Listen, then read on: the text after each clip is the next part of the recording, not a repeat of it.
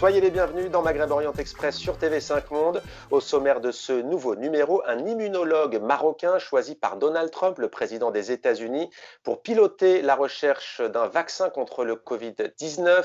Nous parlerons également d'une initiative dans les plaines de la Bekaa au Liban, un projet qui aide les familles syriennes réfugiées au Liban. On écoutera également le dernier titre du groupe Benares avec la chanteuse Saneh Bakary. Mais d'abord, direction le Maroc, on a le plaisir de retrouver Wadir Dada. Bonjour Wadir. Bonjour Mohamed. D'abord peut-être des nouvelles du Maroc. Un début de confinement a été décrété pour le 10 juin prochain. Est-ce que vous pouvez nous dire comment le pays vit cette épidémie, cette pandémie ? Un peu à l'image de l'ensemble de l'Afrique, finalement, au début, lorsque la pandémie s'est déclarée, on a craint le pire pour le continent et finalement, on se rend compte que l'Afrique fait preuve d'une forte résilience et la catastrophe annoncée, Dieu merci, n'a pas eu lieu. Donc le Maroc se porte plutôt bien. On est à plus de 2 mois de confinement. Le confinement avait été décrété le 20 mars. Le déconfinement est a priori annoncé pour le 10 juin. Les populations se sont plutôt pliées aux différentes mesures, notamment tout ce qui est gestes barrières, distanciation physique. L'adoption du masque a également beaucoup aidé. Et depuis la fin du Ramadan, le lendemain de l'Aïd, eh bien, certaines activités ont pu reprendre, à l'exception des activités qui sont interdites administrativement, telles que les cafés et les restaurants. Alors, à deuxième, votre émission, Wadia, s'appelle Continental. Et pendant ce confinement, vous avez décidé de créer Conti Fdar, Conti comme le début de Continental. Fdar, c'est-à-dire à la maison. On va regarder un aperçu et puis on se retrouve juste après.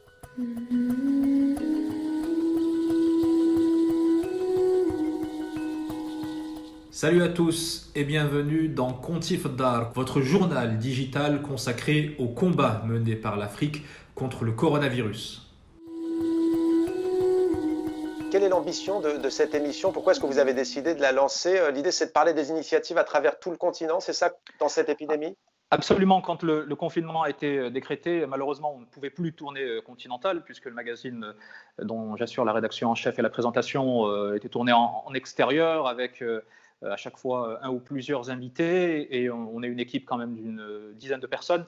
Donc tout cela était devenu impossible. Malgré tout, avec l'équipe de Continental, on a refusé de rester chez nous les bras croisés. On a tout de suite réfléchi, au bout de 2-3 jours de confinement, à la manière dont on pourrait continuer à travailler finalement et à remplir notre mission, qui est celle de donner un autre regard sur l'Afrique, le regard d'une Afrique positive, d'une Afrique qui prend des initiatives, qui essaie de s'en sortir. Et effectivement, la crise sanitaire du coronavirus était une occasion supplémentaire. Et donc, on a décidé chacun de notre côté de travailler à distance. Moi, écrire mes plateaux chez moi et les enregistrer à la maison, et les journalistes à réaliser des sujets à travers les images notamment qui nous sont envoyées par les agences de presse, notamment l'AFP, également avec le concours de nos amis journalistes établis à travers le continent qui ont contribué, ainsi que les experts qu'on a l'habitude de recevoir dans Continental, qui ont également donné un éclairage, ce qui a permis de nous montrer comment est-ce que l'Afrique était en train de s'armer et de faire face à cette pandémie. Autre initiative, cette fois Wadir, sur Instagram. On va regarder ce que ça donne et après on en parle.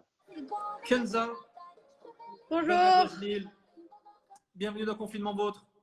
Je vais faire une petite présentation pour les gens qui ne le connaissent pas. C'est un groupe qui a été créé sur Facebook avec le début du confinement dans le but d'aider les gens en situation financière difficile.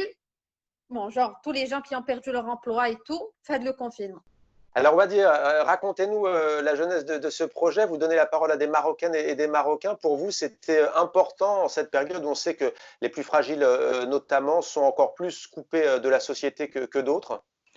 Effectivement, quand le confinement a été décrété, la première question que je me suis posée, c'est qu'est-ce que je vais bien pouvoir faire pendant 24 heures enfermé chez moi. Donc il y a eu Conti Fdar, comme on l'a évoqué. J'avais notamment également des projets d'écriture sur lesquels je me suis lancé ou relancé. Et je me suis dit, tiens, on est dans une atmosphère quand même relativement sombre, mais la vie continue finalement. Il y a certainement des initiatives positives qui sont en train d'émerger et de se déployer. Et d'ailleurs, en Afrique, Afrique et en particulier au Maroc, la solidarité a fonctionné à plein régime. Et donc, j'ai décidé de mettre mes compétences de journaliste, d'intervieweur au service de ces initiatives en créant ce rendez-vous en direct pendant 1 heure et demie à chaque fois sur Instagram que j'ai appelé Confinement Vôtre. Et j'ai invité à travers les réseaux toutes les personnes, quelles qu'elles soient, anonymes, personnalités, qui ont entrepris dans ce contexte-là une initiative positive au sens très large du terme, à venir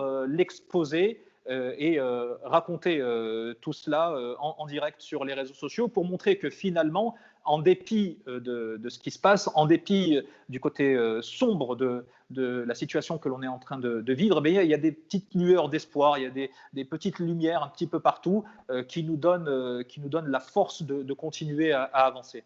Vous, en tant que journaliste, citoyen du monde, au fond, comment vous voyez la suite ?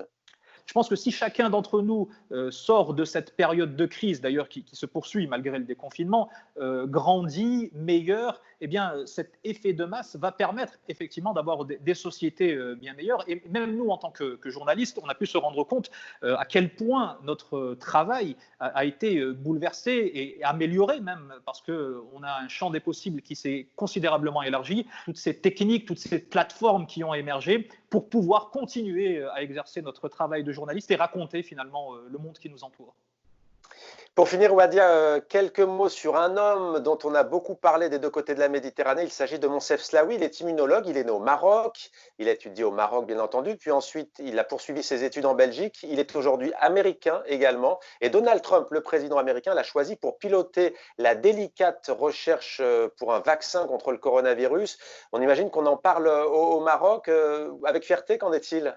Il y a deux camps d'une certaine manière. Il y a effectivement la fierté, de toute façon, elle a été transversale, mais il y a d'abord ceux qui se sont dit, ben voilà, quand même, on a un Marocain qui traite directement avec le reste du monde, finalement, avec la première puissance mondiale. Et puis, il y en a d'autres qui disaient, oui, c'est vrai qu'on est fiers, mais on aurait aimé quand même qu'il reste avec nous et qu'il nous aide d'ici pour lutter contre le Covid. Il y a également quelques papiers qui sont sortis récemment, notamment dans la presse américaine, autour d'une polémique liée au conflit d'intérêts potentiels de par ses liens avec l'industrie pharmaceutique. Ceci étant, de manière globale, c'est quand même une source de fierté et un exemple aujourd'hui que l'on donne à la jeunesse marocaine. Eh bien, on va poursuivre, Wadia, sur ce sujet avec notre éditorialiste Slimane Zeguidour, puisque au-delà de cette belle réussite de Moncef Slaoui, il faut savoir qu'un quart des médecins et des personnels soignants dans les pays riches de l'OCDE sont issus de pays étrangers. Merci beaucoup, Wadia Dada de la télévision marocaine 2M, d'avoir été avec nous. On poursuit ce sujet avec Slimane Zeguidour. Bonjour Slimane. Bonjour Mohamed. Alors, que vous inspire ce choix de Donald Trump, le président américain, de nommer donc Moncef Slaoui, cet immunologue, pour piloter la recherche d'un vaccin contre le Covid-19 ? C'est un choix à la fois très logique et en même temps paradoxal. Il est logique parce que, vous le disiez, Moncef Slaoui est une sommité reconnue mondialement. Il a déjà participé à la mise au point de vaccins, comme le vaccin contre le cancer de l'utérus. Il est donc l'homme de la situation en toute logique. Le choix est paradoxal parce qu'il vient de la part d'un Donald Trump qui n'a pas été avare de déclarations, disons-le, islamophobes, et qui a même décrété en janvier 2017, rappelez-vous Mohamed, un Muslim ban, c'est-à-dire un décret interdisant l'entrée des États-Unis aux musulmans du monde entier. Restriction qui a été ensuite ramenée aux ressortissants de 7 pays arabes et musulmans. Mais on est toujours en Amérique parce que la puissance d'attraction de l'Amérique reste intacte. Et d'ailleurs, avant Moncef Slaoui, il y avait un Égyptien, Ahmed Zoueil, qui a obtenu le prix Nobel de chimie en 1999. Et juste après, en 2001, juste après les attentats du 11 septembre, George Bush a nommé un Algérien, Elias Zerhouni, comme directeur de l'Institut national de la santé, qui est une institution prestigieuse, qui est un mélange à la fois d'Institut Pasteur et de l'INSERM français. Alors c'est un cas, semble-t-il, Slimane, qui est loin d'être isolé d'après vous. On le voit d'ailleurs sur les plateaux de télévision, notamment en France, mais pas seulement. On voit des chefs de service, notamment de réanimation, qui viennent de pays du Sud. Là, on parle du Maroc, mais c'est aussi le cas de l'Algérie, de la Tunisie, de l'Iran, du Sénégal, pour ne citer que quelques pays de la rive sud de la Méditerranée et du Moyen-Orient. Vous vous êtes penché sur la question, qu'est-ce qu'il en ressort? Alors, je parlais de la puissance d'attraction des États-Unis, mais aussi de l'Europe occidentale. Et je voudrais parler aussi de la propension des pays arabes et maghrébins à laisser partir leur matière grise. Regardez, le monde arabe avec 400 millions d'habitants représente à peine 4% de la population mondiale. Mais il représente 25% de la fuite des cerveaux vers l'Europe occidentale et les États-Unis. Le directeur du principal syndicat des praticiens de la santé algérien déplorait que 15 000 médecins algériens avaient déjà quitté le pays ces 20 dernières années, dont à peu près un tiers exercent dans l'Île-de-France, et que chaque année, 300 à 400 médecins algériens quittent leur pays. Pendant ce temps, l'Algérie fait venir des médecins de Cuba. 400 médecins qui quittent le pays par année, Mohamed, ça veut dire que chaque jour, l'Algérie perd un médecin. Merci Slimane pour cet éclairage. On va maintenant parler d'un projet qui nous emmène dans les plaines de la Bekaa, au Liban, où, vous le savez, se trouvent de nombreuses familles réfugiées syriennes. Julia de Chambrin a décidé de leur venir en aide à travers son projet Le Voyage de Coco. Il s'agit d'un conte destiné notamment aux enfants pour leur apprendre, par exemple, les gestes barrières face au coronavirus. C'est un projet qui a été retenu par la plateforme Solidarité Covid-19 Francophonie, menée bien sûr par l'Organisation internationale de la francophonie. Bonjour Julia. Bonjour. Est-ce que vous pouvez nous parler de votre projet? En quoi consiste-t-il? Le Voyage de Coco, c'est un conte pédagogique pour les enfants de 3 à 10 ans qui a pour but de sensibiliser les enfants à ce qu'est le Covid-19 et comment on réduit sa vulnérabilité au virus. Donc c'est un projet qui nous a permis de monter l'initiative Le Bouquin Solidaire, une récolte de financement pour appuyer notre partenaire local, Salam El ADC, qui est notre partenaire libanais et qui intervient auprès des populations syriennes réfugiées au Liban. Donc cette initiative fait partie d'un projet plus large qui s'appelle Bekaa Connection et qui a pour but d'accompagner ces populations, donc les populations syriennes réfugiées en grande majorité, mais aussi les populations hautes précaires, donc les populations libanaises qui vivent dans des situations parfois très très difficiles. Cette grande aventure a commencé par la nécessité de créer cette sensibilisation, de comment faire pour sensibiliser les enfants sans en fait les terroriser.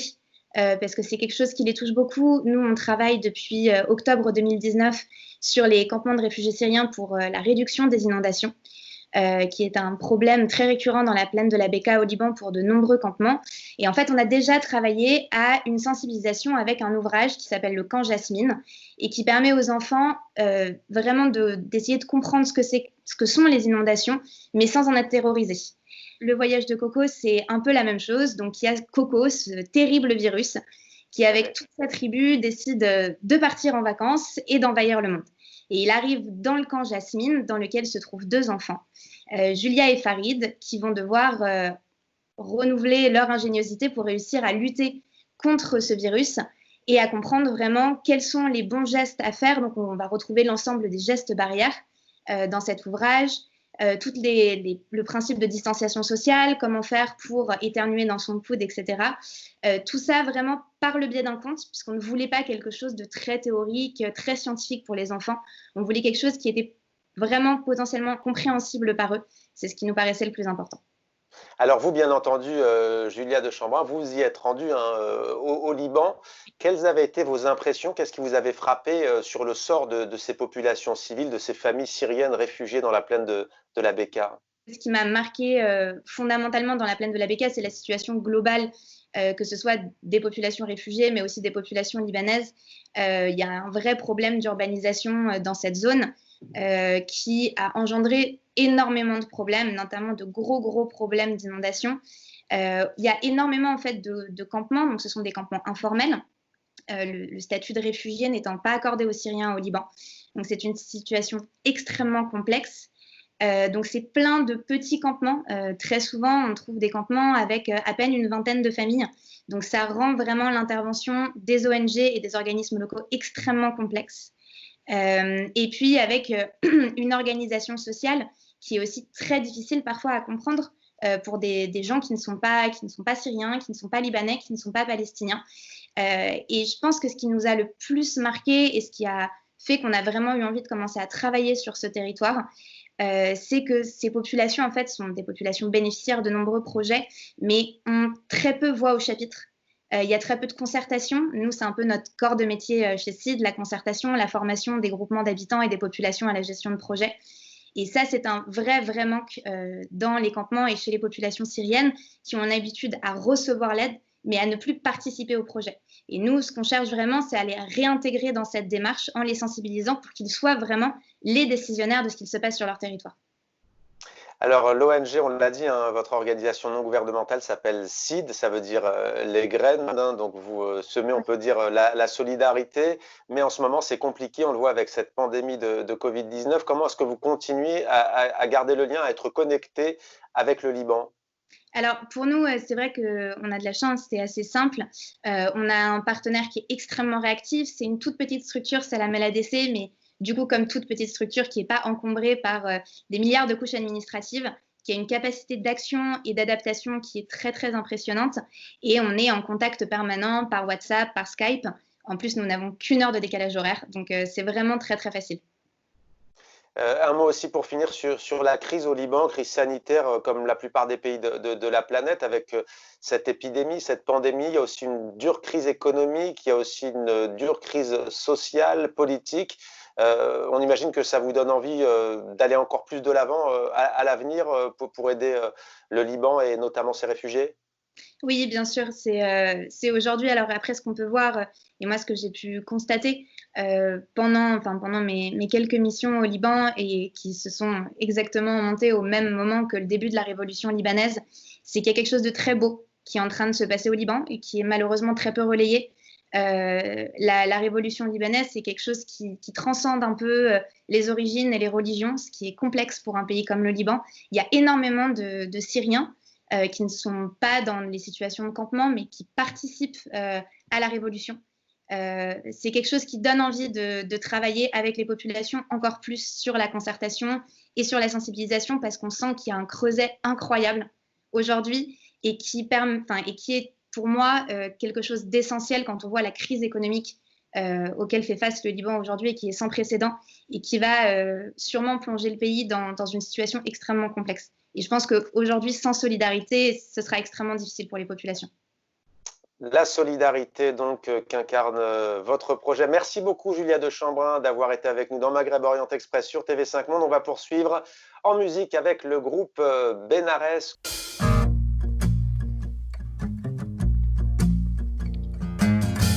People say I say حرية لبنان غني بروبة حمرا مع فرانسيس هو عامل فازين غني عن اللي تحبه مختار من المساواة I say حرية لبنان I say حرية لبنان.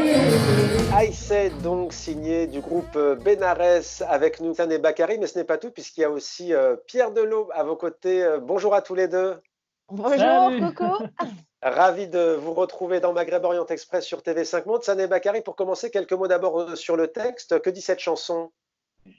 Le texte toujours fidèle hein, à Benares, un peu d'engagement mais un peu de légèreté dans les paroles. On a essayé de faire autrement cette fois, de critiquer mais en jouant la carte de l'ironie, je vous avoue. Donc c'est du féminisme pur, hein, mais voilà, c'est un peu cohérent avec pourquoi je milite dans la vie. Et donc c'est des paroles pour une femme libre, une femme tunisienne libre, mais pas que, hein, une femme arabe libre et une femme tout court libre. Donc c'est faire le tour un peu de toute la culture et de la mentalité, des idées parfois arrêtées, mais tout avec une touche d'humour et d'ironie. Donc voilà. Et musicalement, Pierre, comment est-ce que vous avez voulu donner du corps, de la puissance à ce texte? On procède toujours un peu de la même façon. Ça vient avec une idée, une mélodie et parle comme ça tout ce contexte. Et après, on pose des guitares, on pose petit à petit des choses. On essaie de faire quelque chose qui contrebalance un peu pour montrer l'ironie du morceau. C'est une mélodie qui est assez légère, l'accompagnement derrière est quelque chose de l'ordre de, pas une balade, mais en tout cas, il y a quelque chose de presque festif même, je trouve, sur la fin. Enfin, on a essayé ça et en même temps, on a apporté du blues, beaucoup de blues. On a essayé de mélanger un peu les deux, quoi. Et ça donne un titre solaire, lumineux. Et c'est vrai que vous parliez de festif. On en a besoin en ce moment, forcément, en ces temps difficiles, un peu partout dans le monde. Sané Bakary, on sait que vous deux, et comme beaucoup de chanteurs, chanteuses, musiciens, musiciennes et artistes, vous êtes touchés de plein fouet par cette pandémie de coronavirus. Comment vous envisagez cet été? Il semblerait que certains festivals soient toujours maintenus, en Tunisie notamment, contrairement à d'autres pays comme la France. Qu'en est-il? Alors déjà, nous, dans un premier temps, on avait des dates donc, qui étaient validées, qui étaient confirmées, qui ont été annulées donc à cause de la pandémie, malheureusement, en Europe déjà, en Tunisie également. Là, par contre, pour la suite, donc, vous l'avez dit, voilà exactement, les festivals, a priori, ça va reprendre en Tunisie, chose qui n'est pas sûre du tout en France. Mais en tout cas, on a des propositions. On a pensé à nous sur pas mal d'événements là-bas. La nouveauté, c'est que aussi on a des personnes qui essayent de travailler pour nous là-bas, d'histoire de porter notre nom un peu et d'avoir quelqu'un là-bas en local pour pouvoir gérer les choses plus facilement. Et aujourd'hui, on a quand même pas mal de propositions pour l'été. On réfléchit même à s'installer un tout petit peu là-bas pour assurer quelques dates qui pourraient s'enchaîner. Mais rien n'est sûr, rien n'est confirmé. Comment vous envisagez la suite? Est-ce que vous dites qu'il va falloir se réinventer la manière aussi de garder le lien avec le public? Est-ce que c'est de l'inquiétude? Est-ce que c'est justement, vous dites, c'est peut-être aussi le champ de tous les possibles, de changer la donne? Bah, il est sûr que l'art a pour vocation à la base déjà de se réinventer continuellement. Donc oui, tant que tous les artistes vont chercher à se réinventer par rapport à leur actualité nouvelle, qui est cet environnement particulier qui est une pandémie. Par contre, c'est pas nouveau pour nous. Je veux dire, on cherche toujours à se réinventer, que ce soit dans nos manières de se diffuser, dans nos manières de jouer, l'arrivée de l'électronique d'une manière générale, l'arrivée du streaming, l'arrivée des choses. On a perpétuellement dû revoir continuellement même notre système économique. Donc là, c'est une épreuve de plus. On verra bien comment se réinventer. Si on y arrive, on verra. C'est un inconnu, mais à la fois, ça fait très peur. À la fois, on est clairement habitué à se réinventer tout le temps. Donc bon, on verra si on arrive là encore à prendre le coche, quoi. Voilà. Eh bien, on suivra tout cela avec vous en tous les cas. Donc le groupe Benares. Sané et Pierre, on va se quitter avec vous en musique. Qu'est-ce que vous allez nous interpréter d'ailleurs? Alors, donc, l'idée, c'est de profiter un peu du contexte, mais de manière très positive. On va pas parler Covid et on va pas parler pandémie. On va essayer de penser un peu aux mamans parce que très prochainement, il va y avoir la fête des mamans, donc la fête des mères, et on va reprendre un de nos morceaux qui s'intitule Souad, donc le prénom de ma maman. Et c'est une manière aussi de lui faire un petit coucou. Donc là, il y a la fin de Ramadan, la fête de l'Aïd, la fête des mères qui arrive. Donc, je pense que la famille reste toujours le point positif et ça reste toujours un beau message. Voilà. Merci à vous et à nos téléspectatrices et téléspectateurs. On se retrouve donc dimanche prochain pour un nouveau numéro musique. C'est à vous, le groupe Benares.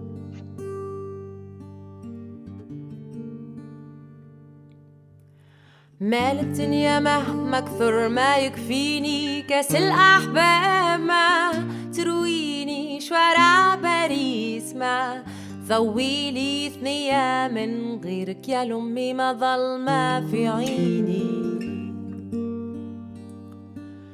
If you're feeling lonely, I'll be there. If you're afraid, I'll be there. If you are sick, I'll be your remedy. You're my home, you're my reason.